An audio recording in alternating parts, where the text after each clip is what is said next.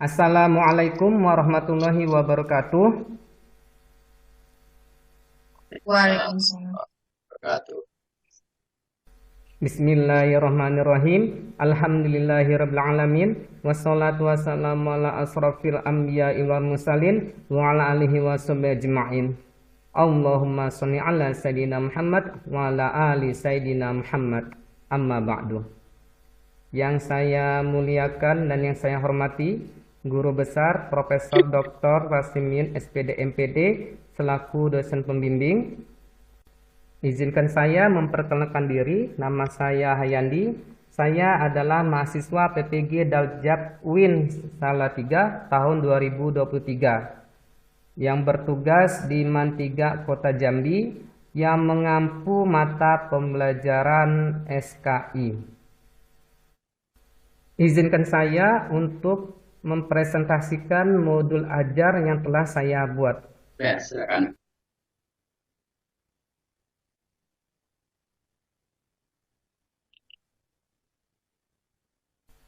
Apakah sudah terlihat, Prof? Sudah. Baiklah, modul ajar yang saya gunakan adalah berbasis PBL, Problem Based Learning, dengan tema kondisi dan kebudayaan masyarakat Madinah sebelum Islam pada fase E kelas 10. Adapun kompetisi awal, yaitu peserta didik mampu menganalisis kondisi dan kebudayaan masyarakat Madinah sebelum Islam. Adapun tujuan pembelajaran, yang pertama, melalui pembelajaran berbasis masalah atau PBL, peserta didik mampu memahami kondisi masyarakat Madinah sebelum Islam. Yang kedua, melalui diskusi, peserta didik mampu memerinci kebudayaan masyarakat Madinah sebelum Islam.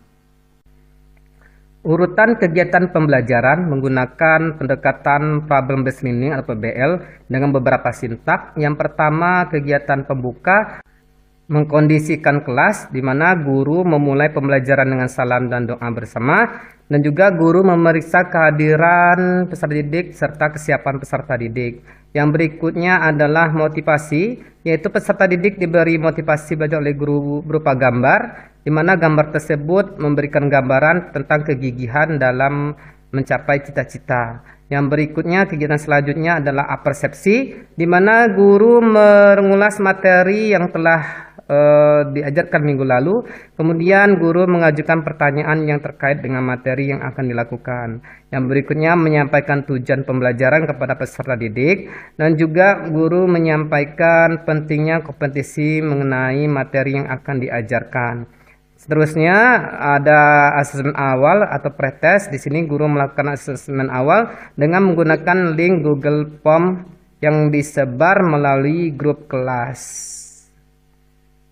Langkah selanjutnya yaitu kegiatan inti yang berisi kegiatan orientasi, yaitu peserta didik mengamati tayangan video pembelajaran tentang materi kondisi dan kebudayaan masyarakat Madinah sebelum Islam dalam beberapa bentuk media pembelajaran, yaitu berupa video, audio, dan puzzle, yang dalam pembelajaran kita dinamakan pembelajaran diferensiasi. Kemudian peserta didik diberikan sebuah permasalahan oleh guru.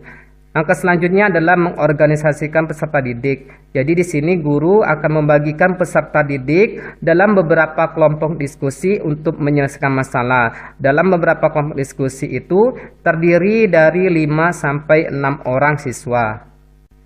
Langkah selanjutnya yaitu membimbing penyelidikan, di mana peserta didik melakukan penyelidikan lebih mendalam dengan mencari referensi maupun sumber dari internet.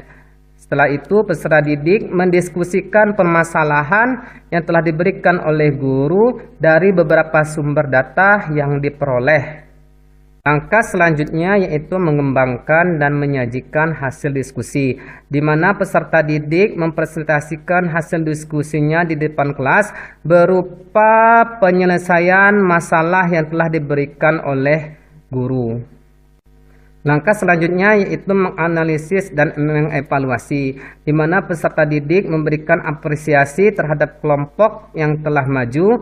Selanjutnya, peserta didik mengerjakan asesmen akhir atau asesmen sumatif melalui link Google Form yang akan disebar melalui grup kelas.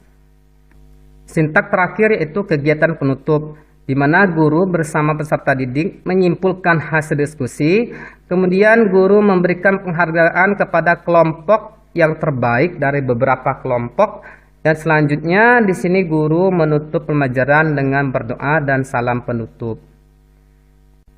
Demikian presentasi dari saya. Oke, baik. Pak Hayandi ya? Iya, Prof. Ngajar di mana? Di Man 3 Kota Jambi, Prof. Berapa tahun ngajarnya? Ngajar di Man 3 kurang lebih 5 tahun, Prof. 5 tahun, jadi sudah pengalaman lah yang ngajar ya. Ada beberapa teori belajar yang saudara ketahui. Teori belajar. 4, Prof. Apa saja? Behavioristik, kognitif, konstruktivisme, dan humanistik. Coba jelaskan masing-masing teori belajar itu. Baiklah, yang pertama adalah teori belajar behavioristik, di mana dalam teori belajar ini adanya stimulus dan respon, di mana belajar juga itu adanya perubahan tingkah laku.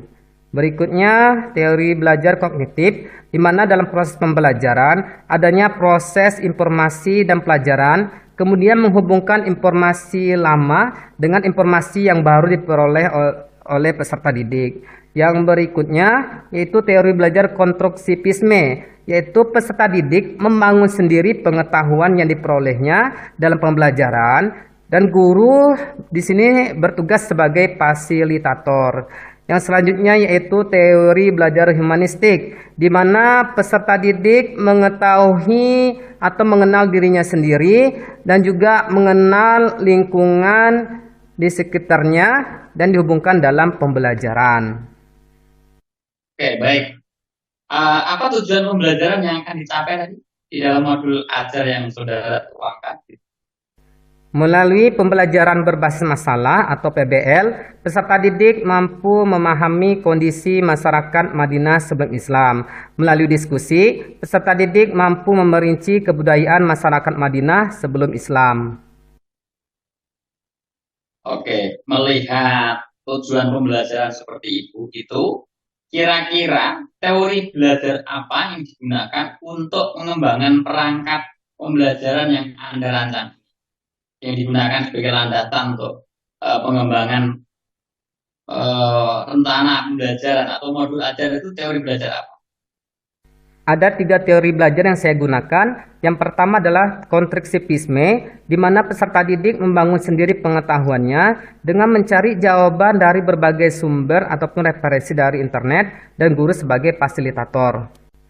Yang berikutnya adalah teori belajar behavioristik, di mana dalam pembelajaran behavioristik ini adanya stimulus dan respon dalam pembelajaran, yaitu stimulus berupa masalah yang diberikan oleh guru, kemudian peserta didik merespon dari masalah yang diberikan. Adapun dalam pembelajaran behavioristik, maka yang akan dilihat itu adanya perubahan tingkah laku dari peserta didik. Dan yang selanjutnya adalah teori belajar humanistik, di mana menurut saya teori belajar humanistik ini lebih tinggi dari konstruktivisme dan teori belajar behavioristik. Karena teori belajar humanistik di sini peserta didik dia mengenal dirinya sendiri serta mengenal lingkungan di sekitarnya. Dan diharapkan dari pembelajaran teori belajar humanistik ini tidak hanya perubahan tingkah laku, tetapi menjadi nilai positif terhadap sikap kepribadiannya. Demikian menurut pendapat saya, Prof. Oke, baik. Silakan dibacakan ayat Al-Quran, terutama surat-surat pendek. 1 surat saja. Baiklah. Bismillahirrahmanirrahim. Qul a'udzu birabbil falaq min syarri ma khalaq wa min syarri ghasikin idza waqab wa min syarrin naffasati fil 'uqad wa min syarri hasidin idza hasad.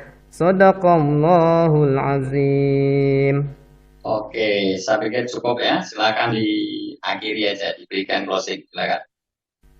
Demikian presentasi modul ajar pada pelaksanaan ujian komprehensif hari ini. Saya ucapkan terima kasih kepada Guru Besar Profesor Dr. Rasimi SPD MPD selaku penguji dalam ujian hari ini.